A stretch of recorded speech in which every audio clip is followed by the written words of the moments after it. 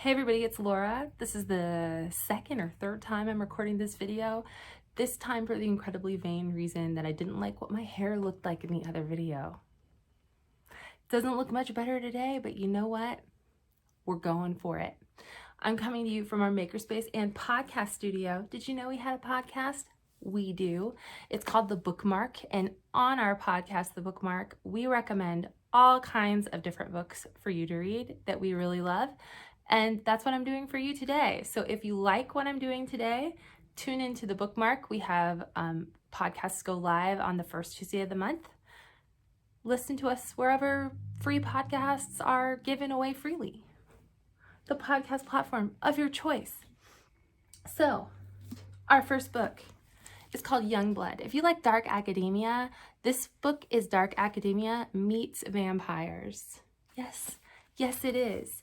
It's about Kat Finn, who is a vampire, and she is given a free pass, scholarship's the word I'm looking for, to the prestigious Harcourt School.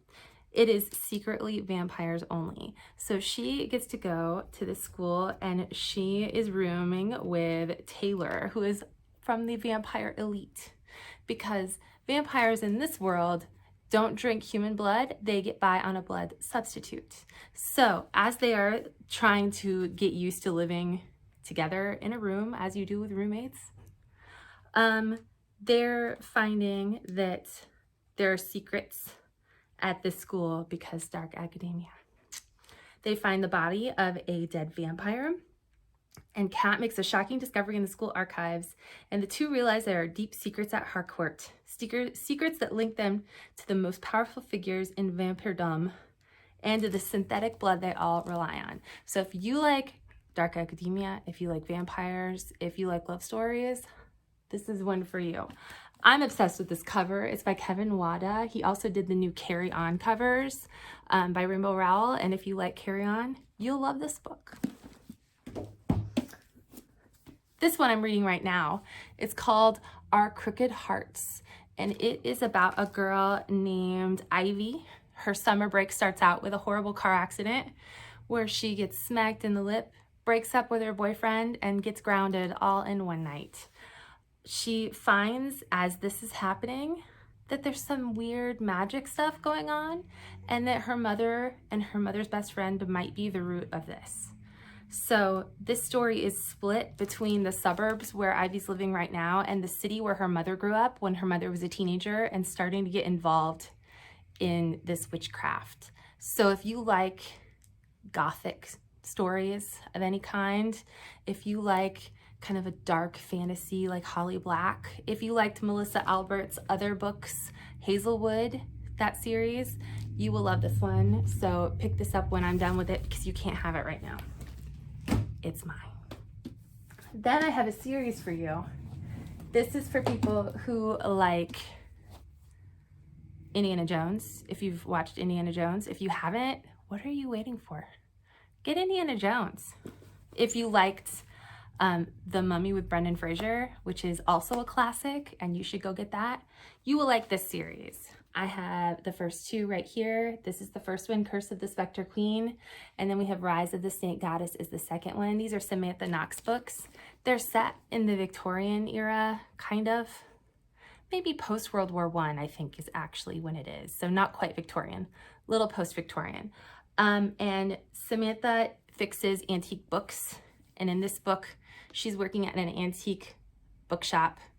Her best friend has left to go to college or to girls' school, and she is left on her own working and helping to support her mother after her father died in World War I. She loves her antique books, she loves learning, and then someone in the night comes and sets her bookshop on fire where she works, and she has to find out why they did that and what this group has to do with the anonymously sent to her diary that she gets in the mail the day that this happens. So she is off to Europe to try and solve this mystery with her best friend that she had been kind of split up from, and her best friend's brother, and sparks fly there. So if you liked The Mummy, if you didn't like The Mummy but you think you should watch it, pick these up. They're loads of fun. You'll love them if you loved Enola Holmes. And you'll love them if you loved A Gentleman's Guide to Vice and Virtue, because those were hysterical, and a whirlwind world tour, which is kind of what these are like. Hopefully we'll get a third in that series. I would like more in that series. The next book I have is for people who like fairy tales, or really new fairy tales, because this is kind of a new fairy tale. It's called A Violet Made of Thorns, or am I giving it a? Yeah, it's called Violet Made of Thorns. Forget the A there, it didn't exist. And this is about Violet, and she's a prophet and a liar working at court for the king, and she is trying to use her gifts and some clever lies to sway things in her favor as she tries to survive court. She is trying to avoid also the king's son, Prince Cyrus, who plans to remove her from her post the second that he's crowned at the end of summer. But Violet's trying to avoid that happening. The king asks her to falsely prophesy Prince Cyrus's love story for an upcoming ball, and Violet does so only to awaken a dreaded curse that will end in either damnation or salvation for the kingdom. So she has to join forces with the prince to try and put this to a stop and save her own skin and the kingdom while she's at it. This one's by Gina Chen. Did I tell you what these other ones were? Jenny Elder Moak wrote these. So yes, Gina Chen, pick this one up. It's already on bestseller lists, I think. And if it's not yet, it will be in like a week or so, because they're putting a lot of work into hyping this one up. It's very exciting. And hopefully, again, this will be a series, but I don't know if it will or not. I love a fairy tale and a fairy tale retelling. So this isn't quite a retelling. It's kind of its own thing. It's a fantasy that's kind of heavy into the fairy tale vibe. But if you like Marissa Meyer's books, you'll probably like this too. Then I have, this is very self-indulgent. This is the only one that's not a brand new release. This is part of a trilogy, and it's called The Tea Dragon Society. Here's the cover right here. This one is written and illustrated by Kay O'Neill. It is an Eisner Award winner, which is one of the big awards that you can get from the American Library Association for graphic novels. And it is about little dragons. Can you see him? He's a tiny baby dragon, and on his back is tea. Yes. These little dragons, here's some more of them, are adorable, fluffy little soft dragons. They are persnickety.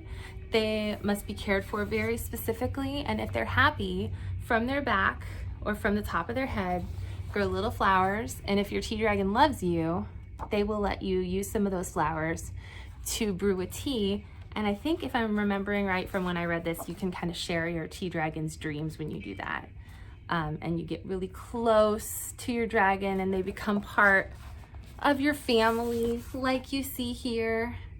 These are very cottagecore fantasy, and they're just like the most calm, peaceful books that you'll read. I read these at the very beginning of the pandemic in 2020, and it was like the warm hug that I needed to get me through, except they were out of print then, and I could not order them for you. So I waited and I watched and I waited and I watched, and they came back in print and I ordered them instantly. So we now have all three of these. I highly recommend that you read them. They are the gentlest, kindest books and it's so cute. It's the lead character in this book is training to be a blacksmith, and she finds a lost tea dragon and finds the tea dragon's house. And when she's there, she finds a girl her age who also has a tea dragon. And in the process of getting to know her, the blacksmith apprentice, whose name I can't remember, I'm sorry, I can't. She decides that she is going to help them out, get to know them, and eventually get a tea dragon of her own. So it's preciousness. You will love it. Look how cute those little tea dragons are. Oh. Anyway, give these a chance if you're looking for something for the fall that is like a warm hug in a book. because that's what those are. And if you're looking for other fall themed graphic novels, grab Pumpkinheads by Rainbow Rowell, because that one is a blast. Hopefully those give you some ideas of what to read this season. If you want more specific recommendations to what you like, you can always ask me and I will help you find something that you'll enjoy. Or you can sign up online or with our brochure that we have in the lobby for teen book bags, and you will get a book picked for you either every month, every 3 months, or I think every 6 months I did. I will pick it based on your taste, check it out to you, and you can read that at your leisure. And it will be a book that's just specifically for you. Or if you want spooky season reads, ask me and I'll help you find some that will be either cozy spooky or scary spooky, because those are two very different things. Happy reading, everyone, and I will see you in my next video.